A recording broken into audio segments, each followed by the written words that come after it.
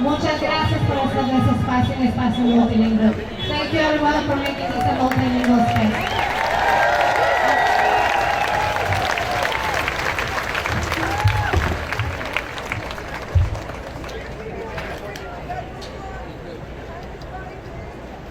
All right, hello again. Now it's time for those introductions I talked about. First of all, my name is John Freeman. I represent an organization called Iron Front of North Carolina.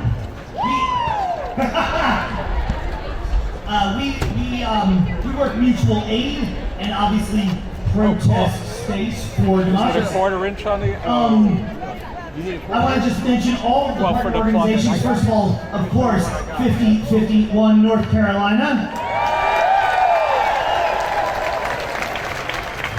And partnering here today, we have a couple of chapters of Indivisible North Carolina, the Union of Southern Service Workers. We're very glad they're here today. The North Carolina Poor People's Campaign.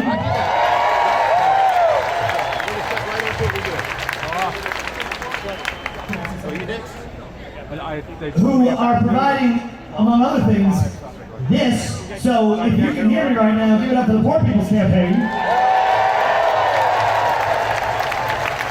And if people want to donate,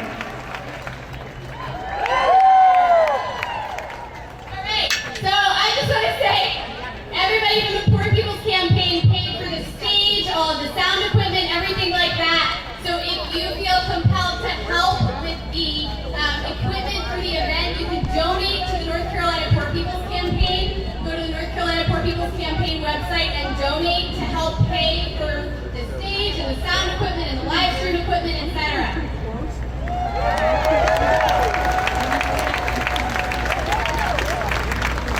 Or if you want to volunteer and join the North Carolina Poor People's Campaign, all are welcome.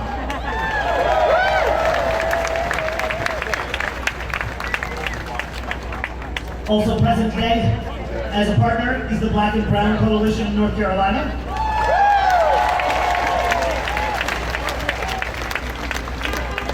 The 5051 Veterans.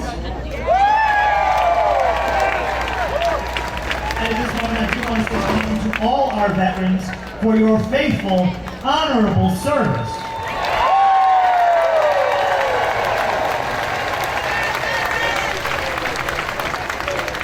Also present today as a partner, Common Cause of North Carolina.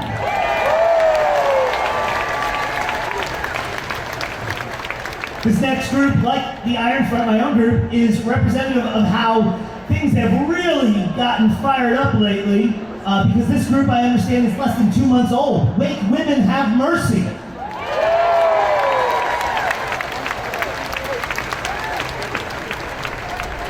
And finally, we are also partnering today with Climate Action of North Carolina. But most importantly, we are all partnering with We the People!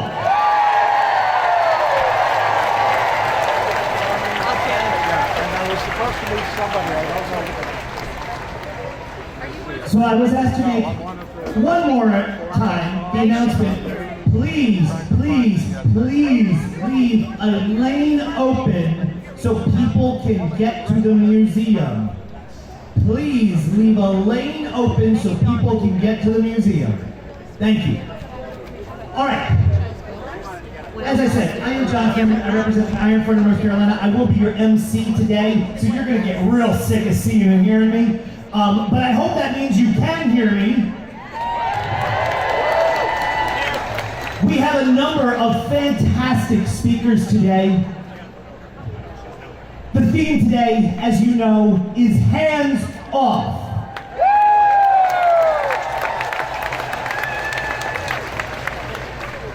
And I want to remind you why that's our theme. Because it might seem crazy to be saying hands off while they're cutting all these programs. But the reason we're saying that is because they're cutting programs to get their fingers where they don't belong. They're reaching in to get get your data. So we want to say, hands off.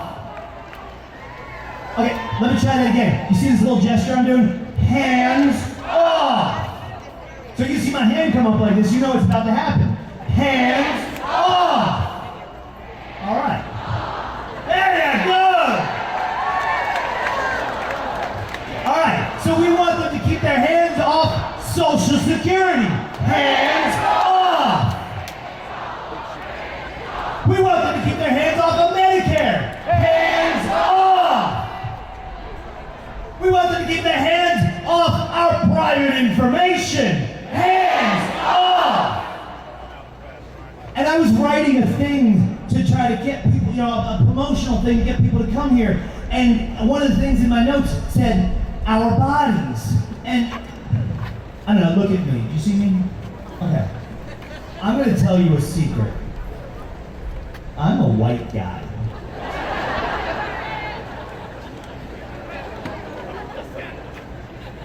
I'm going to be the last person they put their hands on. I know that. I get it. But you know what? I'm still here.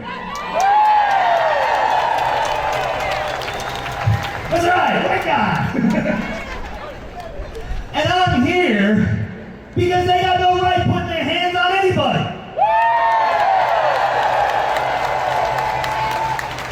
I read that thing about first they came for. I know how it ends. But when I saw that, our bodies, I was a little troubled because, I'm straight, I'm cis. Man, I am so boring. And I felt a little uncomfortable saying our bodies because I'm worried about my kid who came out 7 days after the inauguration. God love him.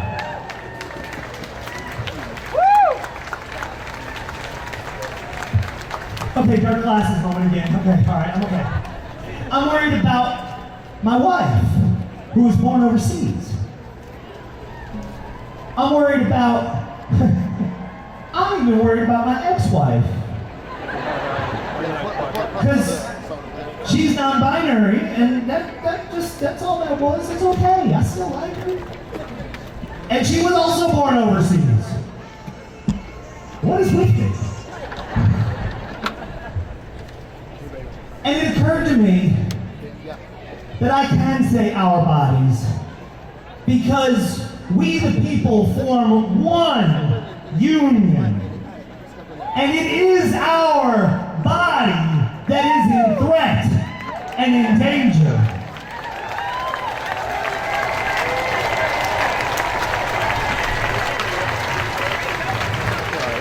So I am here to say, hands off our bodies!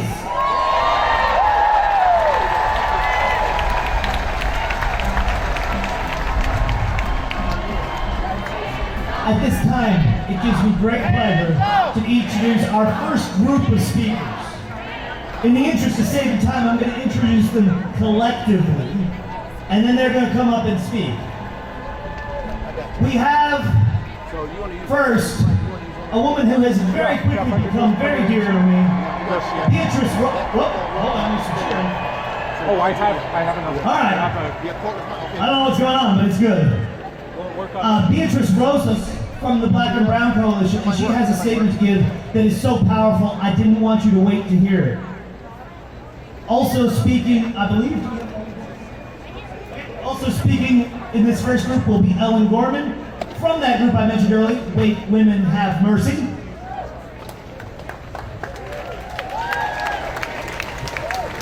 The amazing and powerful speaker, Sangria Noble from the Poor People's Campaign.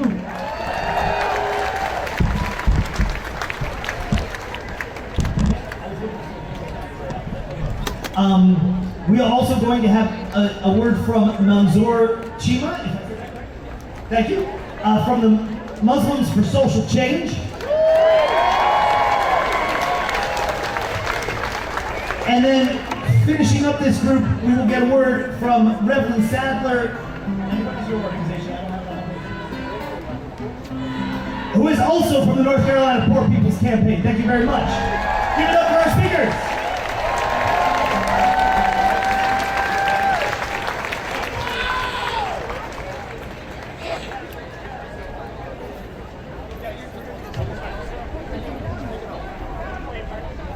Hi everyone, my name is Beatriz Mina Rosa, and I am the founder of the Black and Brown Coalition of North Carolina. My journey as an organizer is deeply personal. The fight for justice is not just a cause. It is a lived experience for me. I have felt the weight of systemic injustice firsthand, and I refuse to stand by while our communities continue to suffer.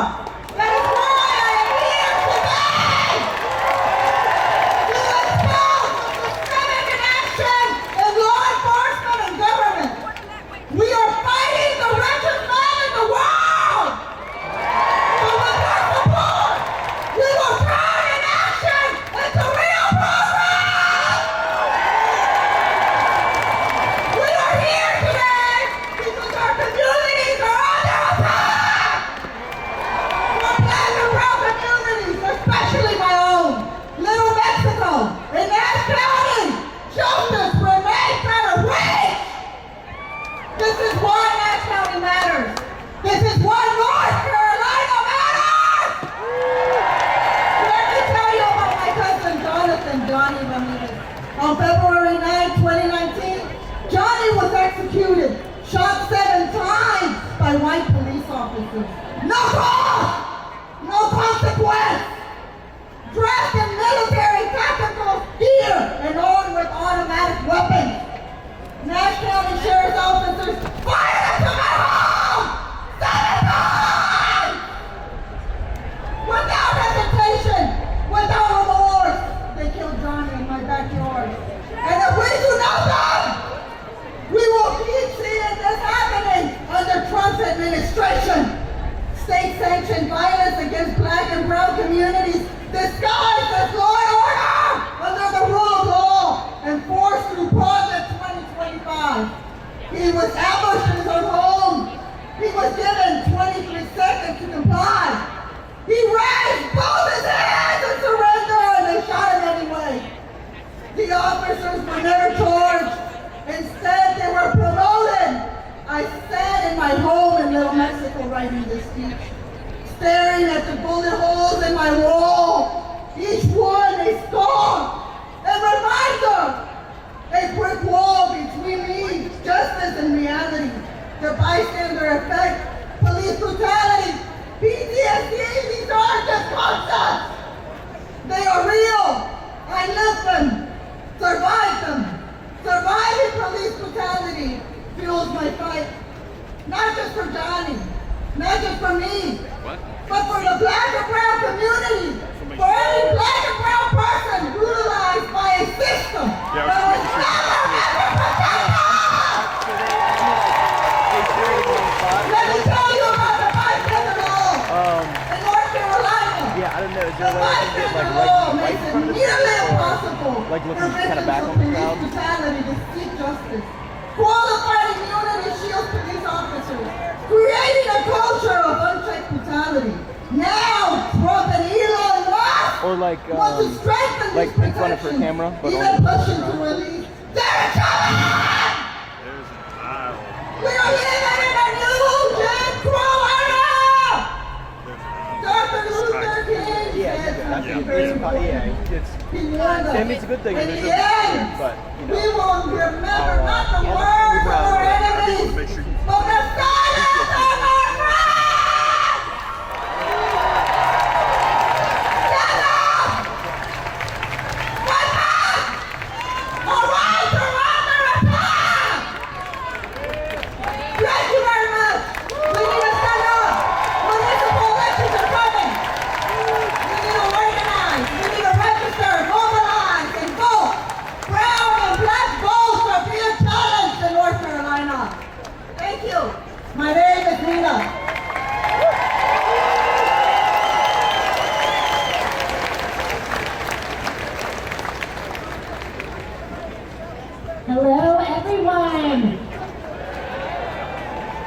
My name is Ellen, and I'm here today as a wife, as a mom to 2 elementary school girls, and I'm here as a nonprofit worker.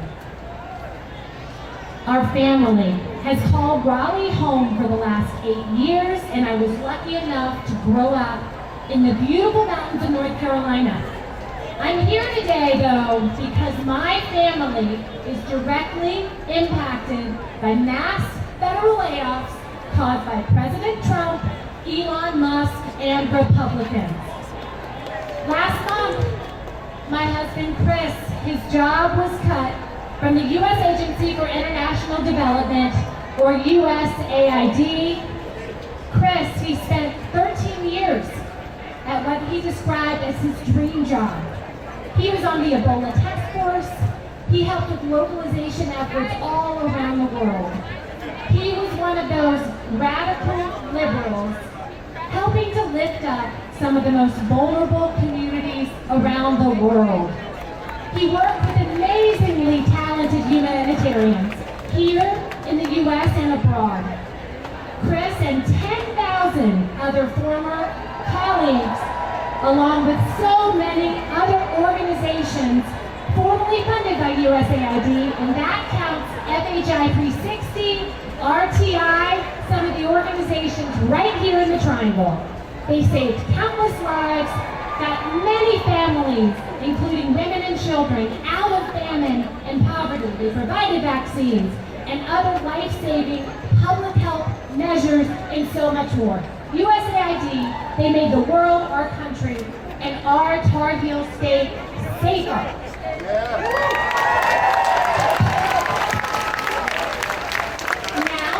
Now Chris is one of the 60,000 federal workers who have been doaged so far. Oh, 70,000, okay. He and tens of thousands of other well-educated, passionate public servants are out of a job and even a career. The jobs that are being chainsawed are essential because they help us all. I'm speaking today because the assault on federal workers and federal services is not right.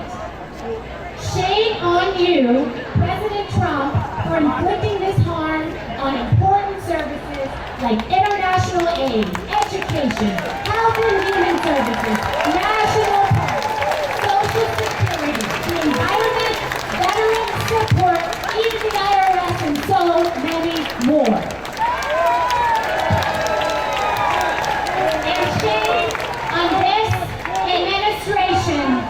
shame on this administration for jeopardizing tens of thousands of families' financial stability, including many in our own communities and those standing with us today.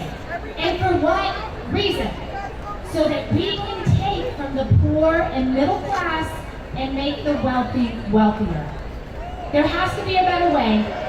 Thank you for making your voices heard today, for being here, and keep it up. We've got days, months, and even years to go. Let's go.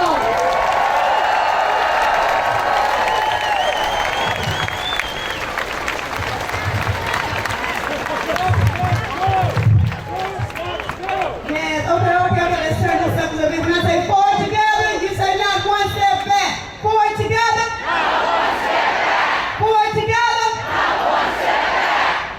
Show me what democracy looks like. This is what democracy looks like. This is what democracy looks like.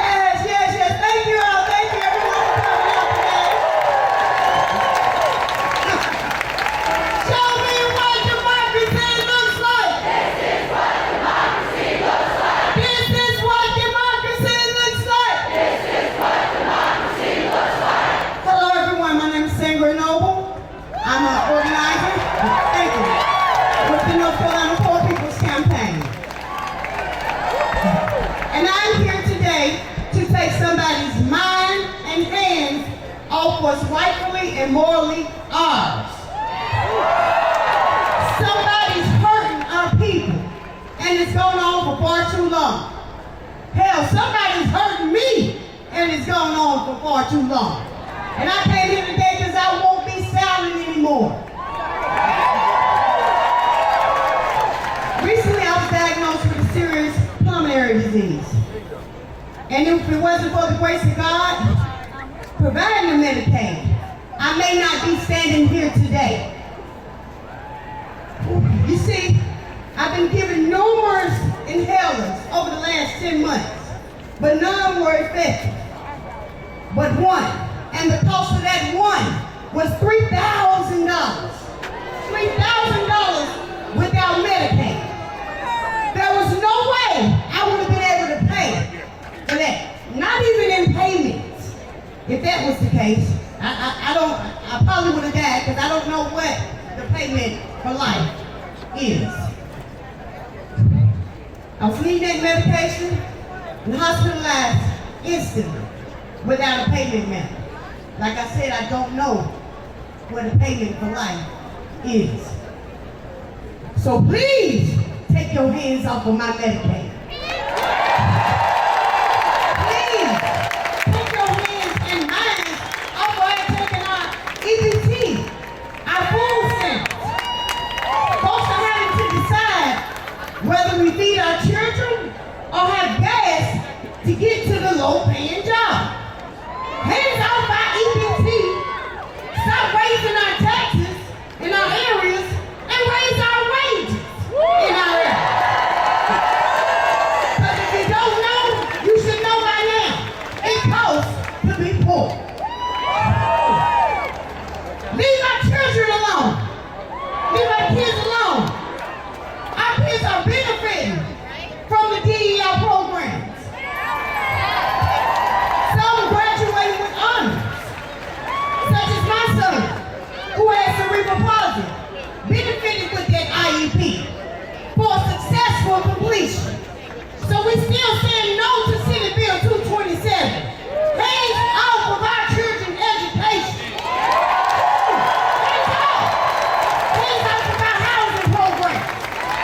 Where would we go with our children if you take our housing programs? Somebody's already locking up our poor folks, our homeless folks, for sleeping on the land. Hands off our programs. Hands off our programs. Hands off our programs. Somebody's hurting our people, and it's going on for far too long. And we want you to take our hands off of our stuff. We are the people with the power, and we will continue to move in power, all of us, and we'll move forward together. Forward together. Thank you, thank you. Take your hands off our stuff.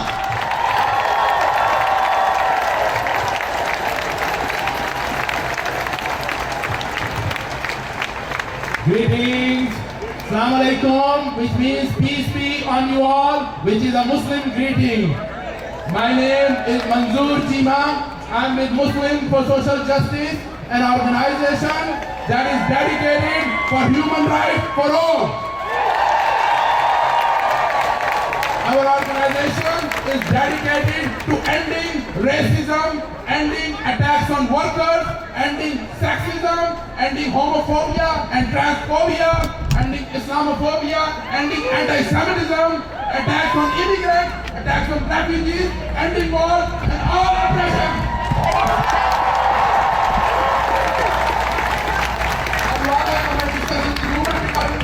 And his allies are making a war